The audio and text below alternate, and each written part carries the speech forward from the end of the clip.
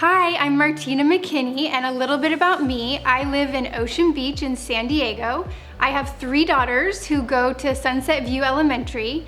I started my career selling retail, men's clothing and designer handbags at Nordstrom and Barney's.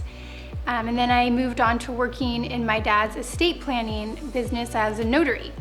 And that led me into getting my real estate license and meeting Jessica Foote, who was my first team leader and my mentor and now my broker. In my first 4 years in real estate, I sold about $30 million in volume. In 2021, I sold 24 homes and I was awarded the fastest growing agent by SDAR, and recently was asked to be on a TV show in my role as an agent.